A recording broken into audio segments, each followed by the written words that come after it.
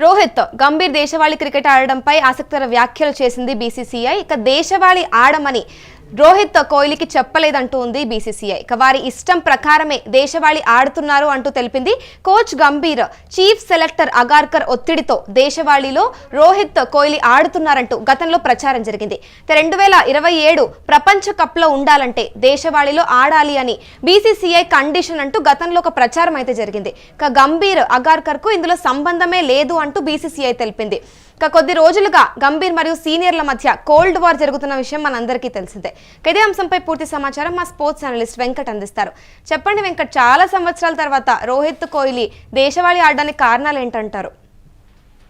మూల్య గత కొంతకాలంగా కూడా వీళ్ళిద్దరికి సంబంధించి అంటే విరాట్ కోహ్లీ గానీ రోహిత్ శర్మ గానీ వీళ్ళిద్దరు దేశవాళీ క్రికెట్ ఆడాల్సిందే. అంటే ముఖ్యంగా 2024 ఆస్ట్రేలియా పర్యటన తర్వాత ఈ ఏడాది గత ఏడాది బోర్డర్ గవాస్కర్ ట్రోఫీ తర్వాత వీళ్ళిద్దరిని టార్గెట్ గా చేస్తూ కొంత హడావుడి అయితే జరిగింది. అప్పుడు అందరు క్రికెటర్లు అంటే ఆ ఓటమికి ప్రధాన కారణం వీళ్ళు దేశవాళీ క్రికెట్ ఆడకపోవడమే అంటూ కూడా ప్రచారం జరిగింది. ఈ నేపథ్యంలోనే వాళ్ళిద్దరు కూడా ఒక రంజీ మ్యాచ్ రోహిత్ శర్మ ఒక 2 రంజీ మ్యాచ్లు, అలాగే విరాట్ కోహ్లీ ఒక రంజీ మ్యాచ్ ఇలా ఆడటం జరిగింది. ఇక ఇప్పుడు విరాట్ కోహ్లీకి సంబంధించి విజయ్ హజారే ట్రోఫీలో వీళ్ళిద్దరు పాల్గొంటారు. రోహిత్ శర్మ, విరాట్ కోహ్లీ వీళ్ళిద్దరు పాల్గొనడానికి సిద్ధంగా ఉన్నారు. ఎందుకు అని అంటే 2027 ప్రపంచ కప్ వరకు వీళ్ళిద్దరూ ఆడాలి అంటే ఖచ్చితంగా అప్పటి వరకు దేశవాళీ క్రికెట్ ఆడాల్సిందే, విజయ్ హజారే ట్రోఫీ ఆడాల్సిందే అంటూ కూడా కొన్ని కండిషన్లు పెట్టినటువంటి పరిస్థితి కూడా ఉంది. ఈ నేపథ్యంలో తాజాగా అంటే సౌత్ ఆఫ్రికాతో జరిగినటువంటి వన్డే సిరీస్ తర్వాత మళ్ళీ దీనికి సంబంధించి చర్చ జరిగింది. విరాట్ కోహ్లీ ఆడేందుకు అంగీకారం తెలిపాడు, రోహిత్ శర్మ కూడా ఆడేందుకు అంగీకారం తెలిపాడు అంటూ కూడా వార్తలు వచ్చాయి. ఈ నేపథ్యంలో బీసీసీఐకి సంబంధించి ఒక అధికారి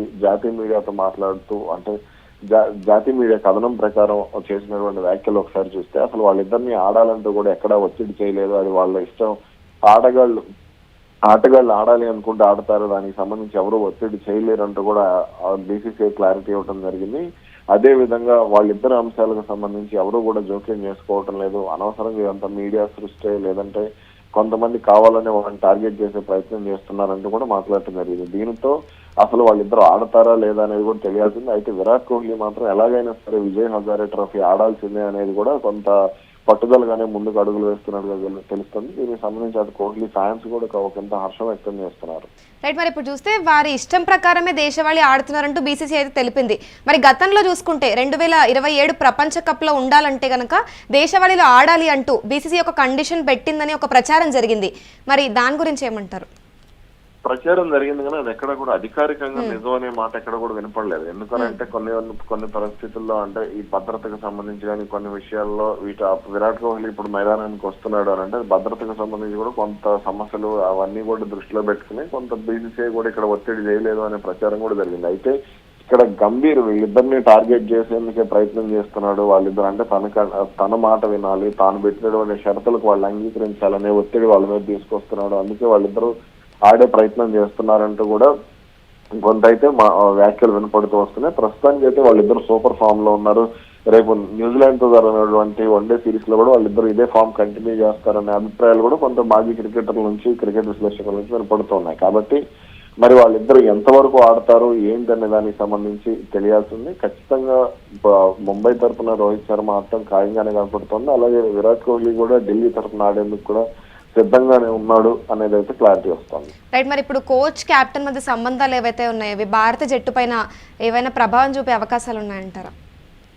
ఖచ్చితంగా. ఎందుకంటే ఇప్పుడు విరాట్ కోహ్లీ, రోహిత్ శర్మని, రవిచంద్రన్ అశ్విన్, చేతేశ్వర్ పుజారాని వీళ్ళందరినీ కూడా పక్కన పెట్టే విధంగా గంభీర్ రాజకీయం చేశాడనేది చాలా మందిలో ఉన్నటువంటి ఆగ్రహం. కాబట్టి ఇప్పుడున్న పరిస్థితుల్లో వాళ్ళు మళ్ళీ టార్గెట్ చేసి వాళ్ళని 2027 ప్రపంచ కప్ వరకు ఆడకుండా లేదు యువ ఆటగాళ్లతో 27 ప్రపంచ కప్ వెళ్ళాలి అనుకుంటే మాత్రం అది ఖచ్చితంగా ఎదురుదెబ్బ తగులుతుంది. ఇప్పటికే టెస్ట్ క్రికెట్ లో సీనియర్లు లేని లోటు అనేది స్పష్టంగా కనపడుతుంది. కాబట్టి అది బంగ్లాదేశ్ కంటే కూడా హీనంగా మారిపోయింది జట్టు అనేది కూడా కొంత వినపడుతున్నటువంటి విమర్శ. కాబట్టి ఈ విషయంలో కొంత గౌతమ్ గంభీర్ కూడా కొంత పునరాలోచించుకోవాలనే వ్యాఖ్యలు కూడా వినపడుతున్నాయి. మరి దీనికి సంబంధించి బోర్డు కూడా ఏం జోక్యం చేసుకుంటుంది ఏంటి? ఇప్పటికే వీళ్ళ మధ్య అంటే సీనియర్లకు, కోచ్ కు మధ్య చాలా మంది సీనియర్లు విరాట్ కోహ్లీ, రోహిత్ శర్మ, కేఎల్ రాహుల్, అలాగే మరికొంతమంది రిషబ్ పంత్ కానీ, జస్ప్రీత్ బుమ్రా కానీ వీళ్ళు వద్దు అని అంటున్నారు. కోచ్ గా గంభీర్ ను కొనసాగించవద్దు, అతని స్థానంలో మరొకరిని తీసుకురావాలనే డిమాండ్లు ఉన్నాయి అనేది కూడా కొంత వినపడుతున్నటువంటి మాట. కాబట్టి